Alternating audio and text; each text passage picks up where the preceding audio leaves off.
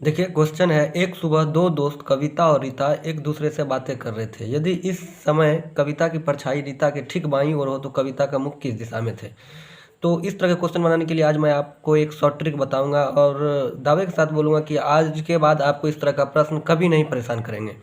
सबसे पहले मैं बात करूं तो आपको हमेशा सन का ईस्ट या नॉर्थ साउथ लेना है। यानी कि सुबह की बातें की जा रही है तो सुबह का मतलब क्या है, यहाँ सूरज की बातें की जा रही है, यानी सुबह में सूरज ईस्ट की तरफ उगता है। तो हम यहाँ पे सबसे पहले सन को एक बार अपने दिमाग में रख लेंगे, ठीक है। उसके बाद अगर पूरे क्वेश्चन को पढ़ेंगे तो यहाँ पर आपको एक चीज़ ध्यान रखना है कि मतलब हैंड की बात है, यानी कि जैसे यहाँ रीता के ठीक बाईं ओर, तो रीता के ठीक बाईं मतलब बाईं या दाईं किसकी बातें की जाएगी। आप हैंड की बातें ही सहारे पता करेंगे कि बाईं या दाईं होगा।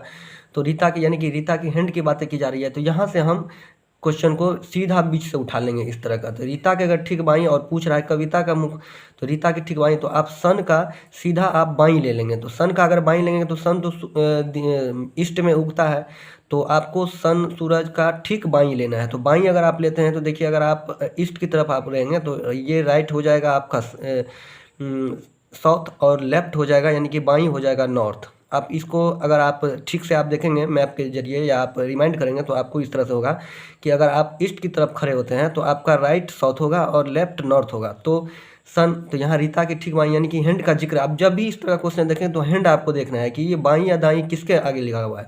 तो सन का आप यहाँ पर ठीक बाईं है तो सन का आप लेफ्ट लेंगे तो यहाँ पर रीता का जो फेस होगा, रीता का फेस वो आ जाएगा आपको नॉर्थ सीधा। आप यहाँ से एक बार में आप करेंगे कि रीता का फेस नॉर्थ हो गया क्योंकि रीता के ठीक बाईं दिया हुआ है।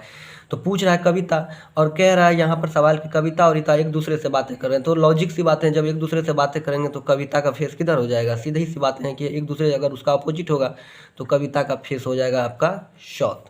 बस यही था आसान सा ट्रिक।